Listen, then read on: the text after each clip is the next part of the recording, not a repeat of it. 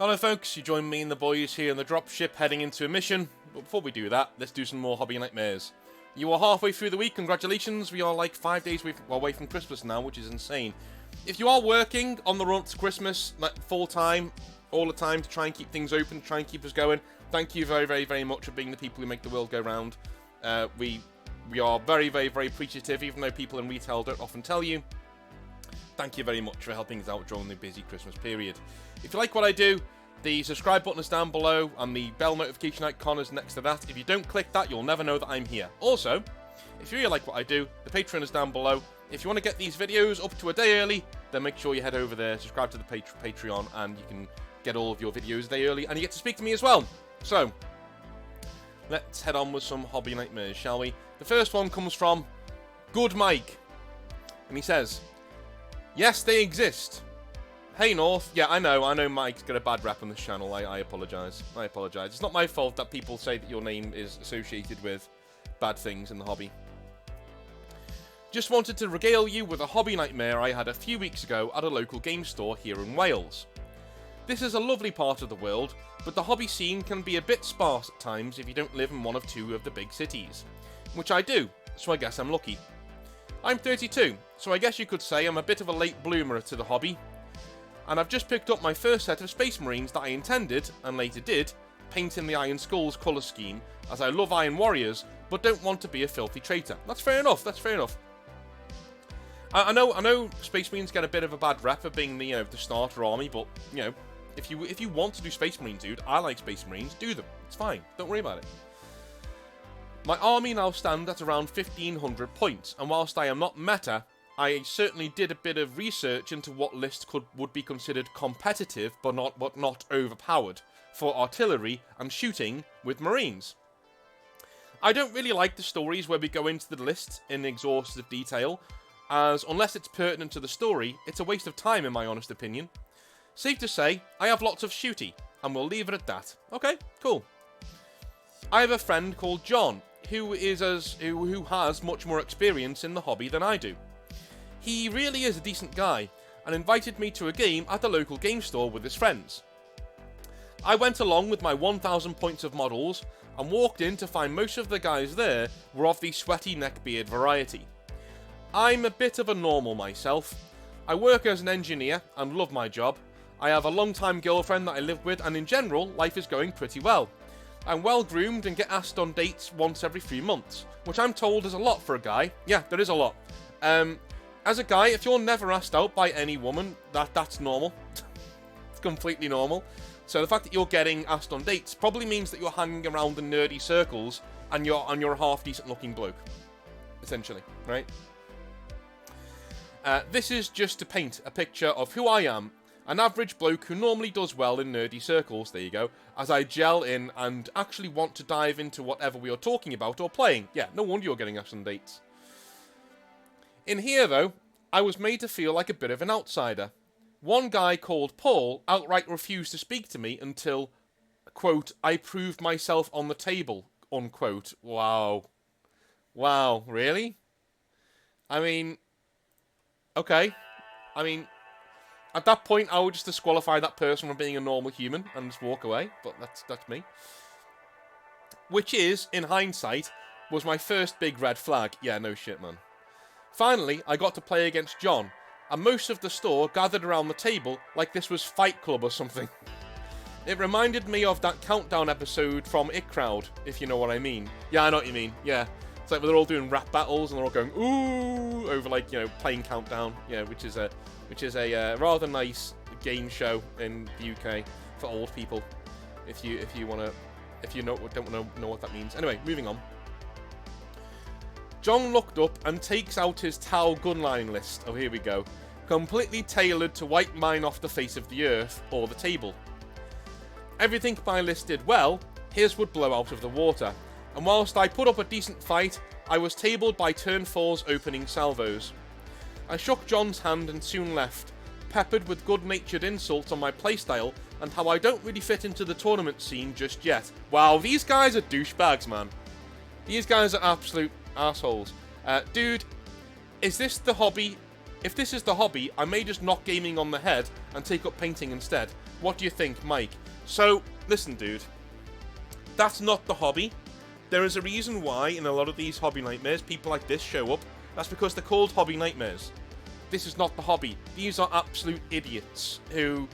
Every single meme about the tournament scene, these are the people. These are the people who are just talking about, you know, oh, maybe you don't quite fit in here yet, dude. Maybe, like, you know, you just don't have the chops to hang with us. Get him in the sea. Get him in the sea, right? Get him gone. Get him gone. Go find people that you want to play with. And you know what? If that John comes back to you and asks you for another game, tell him why not. Just be honest with you. Say, look, man, you played like a douche, your friends are douches, and I don't want to play with douches. So, you know, maybe not say it in that way if he's your friend, but say, look, man, you know, the way you're playing, from what I've heard, Warhammer is supposed to be about this. And, like, you know, tell him what you think Warhammer's supposed to be about, you know, both players having fun, telling stories on the tabletop and all that. And say, look, I don't think your hobby friends are for me. I don't think your hobby group is for me, in all honesty. And you can say that I got scared away or whatever, that's fine. You know, you do your dick measuring contest. I'm not here to measure penises. I'm here just to play a game of Warhammer. So I'm not going to be there for the next one if that's how it's going to be. See you later. Just be honest with him, man. And if he wants to be a douche, then let him and just walk away. Just absolutely walk away and don't bother about it. That's not what the hobby is about. It's not. And I think you know that deep down. You just wanted somebody to give you that pep talk. Well, there it is. It's not. So, you're good. Find your opponent, not the game, right? Find your opponent. Your opponent is 90% of the battle with Warhammer 40,000. It really is. So, Dr. R says, Hi, Northern Exile. To paraphrase every radio caller, I'm a long-time listener and first-time writer. Cool. I'm a long-time gamer going back to the early 90s with miniature games like Battletech and RPGs like 2nd edition AD&D. As you can imagine, I've amassed quite a few war stories over my 30 plus years in the gaming hobby, and I thought I'd share one with you today. I suppose that you might call it a hobby nightmare, but it does have a happy ending. I like happy endings. I mean, no, actually, yeah. No, I do. I like happy endings, yeah. No, I'm sticking with that one. Yeah. Anyway. So, I got into playing Warhammer 40,000 and Warhammer Fantasy in college around the year 2000 in 3rd and 5th editions, respectively. I got started when a few of my fraternity brothers, one of whom was my housemate at the time, all started playing. It made for quite a nice little gaming group in those days. We went to the occasional tournament and even a games day together as a road trip. While many different players did come and go in the group, my roommate and I were pretty much fixtures for the time we were in school. Miniature wargaming and 40k in particular became a lifelong hobby for us both. After college, my roommate and I shared an apartment for a few years while we were young professionals finding our way in the world. Being young, single, having disposable income, and loving to throw some dice, we became quite the pair of tournament hounds. If there was a tournament going on within a few hours' drive, a city over or so, it was not uncommon for us to make a day trip to play. Rogue Trader tournaments back then were a great way to get to know fellow hobbyists, network with clubs and other gamers, get in a few games, and have an excuse to eat dinner out somewhere new. That's cool, man. That's literally a nice, healthy way to be a normal person in the hobby. Excellent. One of the clubs that we became pretty tight with was in the next big city over, about 3 hours away. A good bunch of guys, if ever there was one. We had regular hobby nights at their local store, sent teams to Adepticon, and put on tournaments throughout the year. We still run into them from time to time at large conventions, and they are still a great group to hang out with and play with. Now, the tournaments that they ran were not just a bunch of random store tournaments. It was a year-long tournament series. The series consisted of 10 monthly tournaments and a Champions tournament with a one-off around the winter holidays before a new series would start up the following year. Okay, that's cool. The Champions tournament, as the name implies, was a closed field. To be able to play, you had to qualify by playing in the series throughout the year. You could qualify by taking first place in one of the regular tournaments, or, if you never managed to win a tournament, you could qualify on points. The club was religious about tracking stats in their tournaments, and everything you did earned you points. If you came to the tournament, you got points. If your army was fully painted, more points. If you accomplished mission objectives in your games, killed the enemy general, etc., even more points. I like the style of this, man. I like the style. This is cool. Because it's rewarding things that aren't just gamey, that they're actually, you know, really nice things. I like it. At the end of the year, the top 6 points qualifiers would also get the invite into the Champions Tournament. The Champions Tournament was a 16-slot, single-elimination, randomly seeded, winner-take-all bracket style tournament. To say that it was tough was an understatement. All the guys who qualified brought their A game, and tough though it was still a great time. Excellent, dude. This sounds like my kind of tournament. I love organising things like this. This is awesome. After a couple of years attending events with this club, a new guy started showing up at the store they were based out of. I won't use his real name, but let's call him Big D. And no, the D is not for Dave. Okay. Okay. Big D was a good player, and he won a lot of games. He was also a meta chaser, and was known for having the best power builds min-maxed in whatever army and list he was bringing. Now, Big D was not necessarily a bad guy, he just had a way about him, a certain smugness and personality that made you want to hit him. He never did anything bad or cruel, he was just infuriating to play against, and when you would talk after a game, which he usually won, even though he was being nice and offering advice, he had a way of doing it in the way you knew he was being, well, a D. Just not overly so. Yeah, dude, these are worse than outright douchebags. I'm going to come out and say that, right? These are the worst. These are the worst. Because if you say, listen, man, please don't speak to me like that, or please don't, like, give me advice I haven't asked for, they will literally, like, they will call attention to it in the storm, like, oh, I'm only trying to give you advice, man, no need to be a sore loser. Right, you know, they would literally do that kind of a thing. It's kind of like being a bully, right? I know, because I've been around them all my life. It's kind of like being a bully, and then as soon as you get bullied back, you go, oh, well, calm down, I'm only joking. Oh, you know, that kind of a thing. It's exactly the same tactic. These guys are the worst. These guys are the absolute worst. They are a boil on the arse end of the hobby. From arm's length, says Dr. R, from arm's length, he always came off as a nice guy, wanting to help everybody get along in the hobby. But he was really gloating and sticking it to you, and we all knew it. But he never did anything that would get him thrown out or banned from the store. So in the interest of good sportsmanship, we tolerated him and learned to grin and bear it. As I said, Big D was a good player, so we naturally qualified for the Champions Tournament at the end of the year. Both my roommate and I qualified as well, and we were there playing when the events of this story went down. At the time, this was back in 5th edition, and Blood Angels were the current meta hotness. So naturally, that is what Big D brought to the Champions Tournament.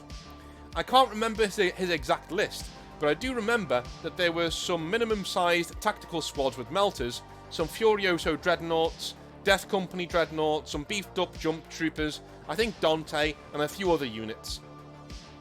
I was playing Dark Angels with tactical squads, some rhinos, several squads of Deathwing Terminators, a few characters, a jump squad, Land Raider, and Land Speeders. My roommate was playing, I think, Eldar, maybe Imperial Guard. I can't quite remember, we both had multiple armies at that point. Both my roommate and I won our first game of the tournament against some of the other players. Big D won his first game too. As luck of the bracket would have it, I had to play Big D in the second round. We went to our assigned table, set up the mission, checked each other's lists, deployed, and began to play.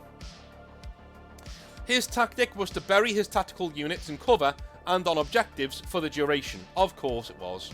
Of course it was, dude. Why would it be anything different, right? I mean, come on.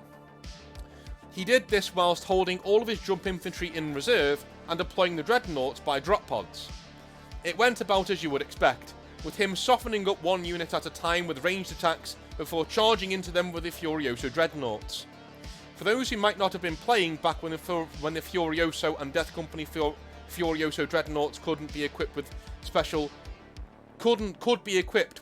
dreadnought lightning claws. Okay, cool.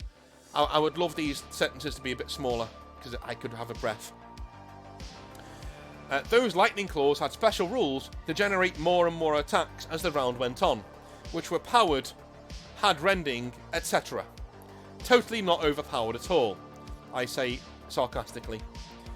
I did fairly well for myself for the first couple of rounds.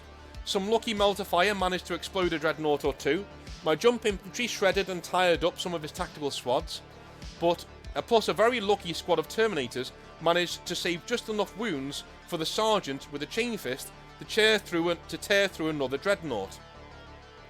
As our reserves trickled in, the battle went back and forth, but when it finally happened that all remaining reserves came in, we were both committed to our respective strategies. One of the squads that he brought in, was a Terminator Librarian with a full squad of Assault Terminators with Lightning Claws.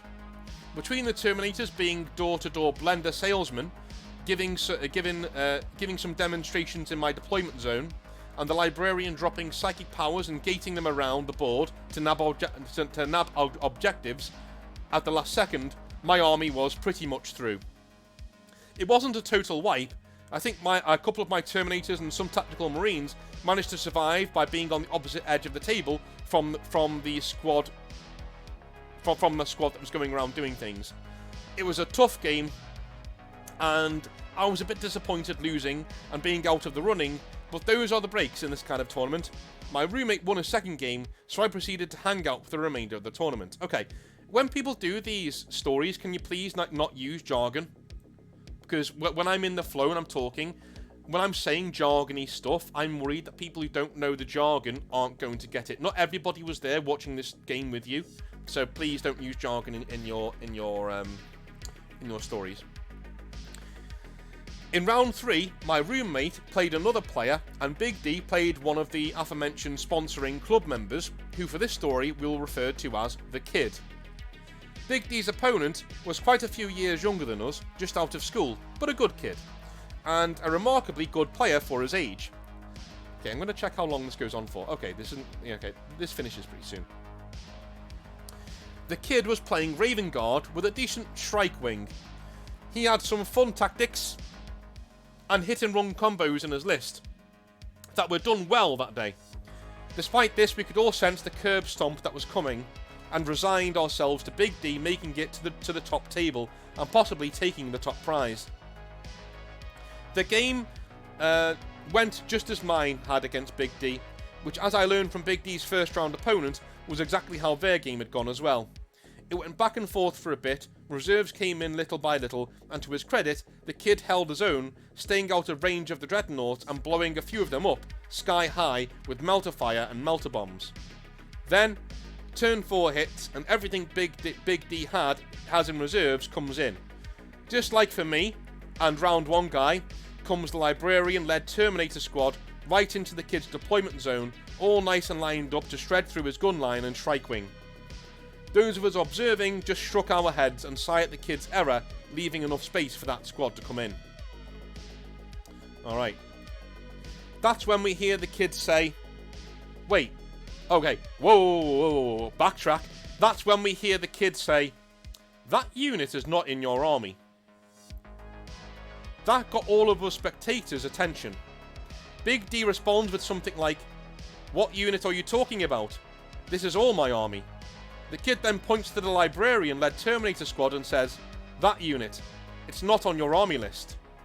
Big D insists that it is, and tries to convince him to play on, but the Kid is not putting up with Big D's usual bluster, and immediately yells for the judge and organisers to come over to their table.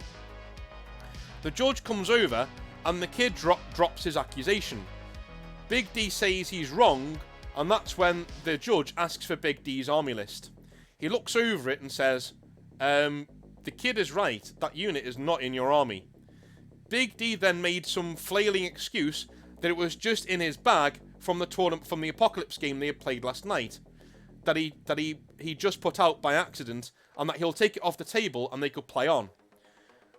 This is when I and round 1 guy spoke up and were like, you played that unit against us and it was key to demolishing our armies. For those of you doing the maths at home, that meant that Big D had been playing up to over 500 points over our armies. Wow. So if this is a 2,000 point game, he's been playing 2,500 points. I'm struggling to see how this gets past, like, seasoned tournament players. But I guess sometimes it just does. It just happens, I guess, sometimes. It's no wonder we got so thoroughly stomped. The judge looks at Big D, snaps his fingers, points to the door and says, "You're out. Don't ever come back to one of our events." Wow. Wow. Wow, wow, wow. I've never seen a cheater caught so red-handed and been so stone-cold busted out of the store before or since. Well, dude, if you put so much effort into making a tournament of this level, right?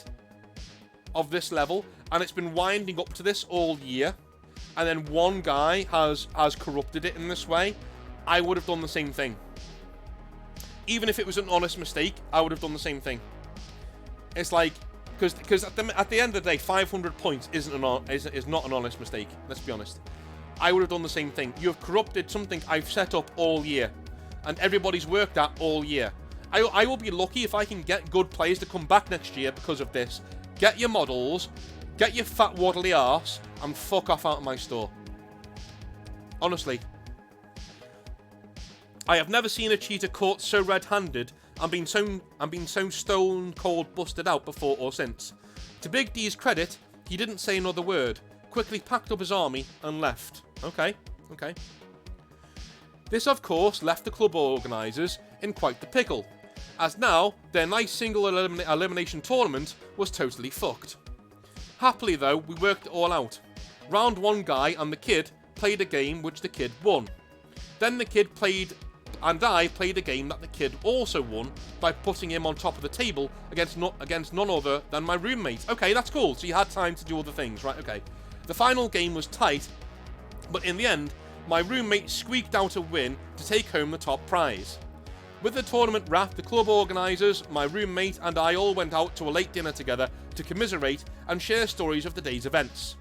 Not the least of which was a discussion of Big D. How could he have been so brazen and none of us veterans caught it? Well, at least you guys are talking about it, yeah. I was wondering how you didn't catch it. How long had it been going on? How many other tournaments had he done this at and gotten away with it? How many other games and tournaments had he literally robbed of their winnings by his possible cheating? Truly, we will never know. We always hear stories of cheaters and cheating in tournaments, but rarely do they get their comeuppance. But at least this one time, this cheater got caught, exposed, and run out of the local store. This is about as happy an ending as you can hope for when cheaters are involved. Dr. R. I'm totally with you, man. I am totally with you. That is... Jesus, that's tough. I mean, at the end of the day, organising tournaments is not easy. It is not easy for anybody, and for you to, like, come out of there and with your head held high, and they organised in such a good way as well.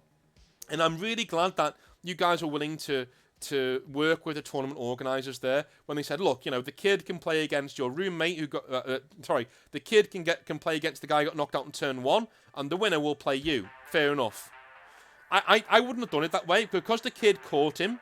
I would have had you and the guy from game 1 play, and the winner plays the kid, and then the winner of that plays in the final. That's what I would have done because the kid caught him and deserved to have his moment. But hey, all worked out well in the end. I love it when cheaters are caught. Have you guys ever had really bad cheating going on in your games? If you have, send in a Hobby Nightmare to me. I would love to read them. Love you all long time. I will be back tomorrow with some more lore, possibly.